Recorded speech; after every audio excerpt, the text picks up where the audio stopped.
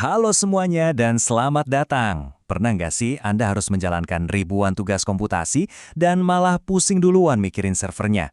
Nah, hari ini kita akan bahas tuntas solusinya dari AWS, yaitu Amazon Batch. Coba dia bayangin situasinya, deadline udah di depan mata.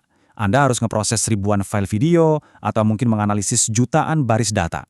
Tapi, bukannya fokus ke kerjaan utama, Anda malah sibuk nyiapin server, ngatur-ngatur jaringan, dan berdoa supaya semuanya nggak crash. Rasanya familiar kan? Ya, itulah masalah yang akan kita pecahkan bareng-bareng dengan AWS Batch. Oke, jadi mari kita bedah dulu ya, tantangan utamanya itu apa? Karena sebelum ada layanan canggih kayak Batch ini, mengelola pekerjaan komputasi skala besar secara manual itu, wah beneran mimpi buruk. Anda harus sediain server sendiri, install softwarenya satu-satu, pusing mikirin alokasi sumber daya, dan harus mantau terus-menerus biar nggak ada yang gagal di tengah jalan. Semua ini kan jatuhnya kayak kerjaan soal kerjaan, yang bikin fokus Anda jadi buyar dari hal yang paling penting, yaitu hasil akhirnya. Terus gimana kalau semua kerumitan manajemen itu bisa kita lempar aja? Nah, disinilah solusinya muncul. Mari kita kenalan lebih jauh sama AWS Batch. Gampangnya gini, AWS Batch itu adalah layanan yang dikelola sepenuhnya. Coba deh perhatikan dua kata itu, dikelola sepenuhnya. Ini kata kuncinya. Artinya, AWS yang bakal pusing soal infrastruktur, bukan lagi Anda. Coba deh anggap AWS Batch itu kayak seorang manajer proyek yang super cerdas buat semua tugas komputasi Anda. Dia yang bakal otomatis milihkan server yang paling pas, nggak kurang nggak lebih. Jadi Anda nggak perlu pusing lagi mikirin cluster. Dia juga yang akan memantau kerjaan Anda, dan begitu selesai, servernya langsung dilepas biar biayanya nggak bengkak. Semua serba otomatis. Oke, terus gimana cara kerjanya?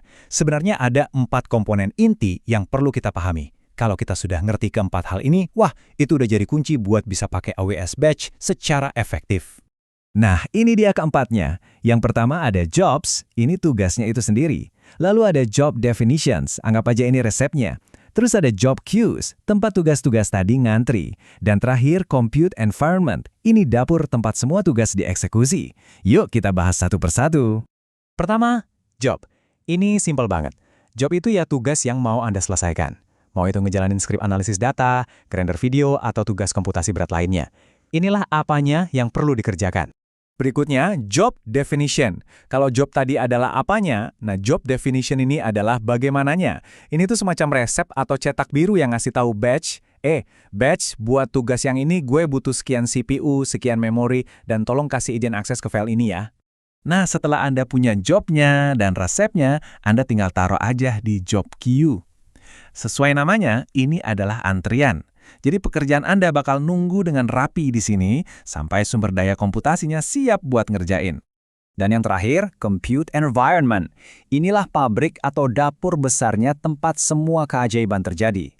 Ini adalah kumpulan kekuatan komputasi bisa berupa server EC2 atau Fargate yang bakal disiapkan oleh Batch untuk menjalankan job Anda dari antrian tadi.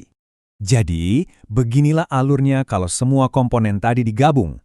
Pertama, Anda bikin resepnya di job definition. Kedua, Anda masukkan tugasnya ke dalam antrian atau job queue. Ketiga, batch secara cerdas bakal ngejadwalin tugas itu. Dan terakhir, tugasnya dieksekusi di dapur komputasi. Prosesnya benar-benar kayak jalur perakitan otomatis yang efisien. Oh ya, penting juga buat diingat, Anda itu punya pilihan. Untuk sebagian besar kasus sih, pilih aja yang managed, di mana Anda serahin semua urusan server ke AWS. Tapi nih, kalau Anda punya kebutuhan yang super spesifik dan pengen kontrol penuh atas jenis servernya, Anda juga bisa pilih yang unmanaged. Oke, sekarang kita masuk ke bagian yang paling ditunggu-tunggu, manfaatnya. Bagaimana semua ini bisa memberikan keuntungan besar buat developer dan juga bisnis? Apa sih yang kita dapatkan dengan pakai sistem ini? Manfaat utamanya itu terasa banget loh. Pertama, jelas soal biaya. Karena Batch bisa pakai spot instances secara otomatis, ini bisa memangkas biaya komputasi Anda secara signifikan.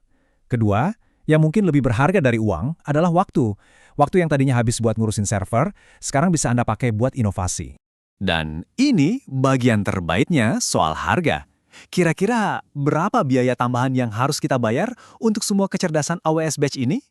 Jawabannya, 0 besar.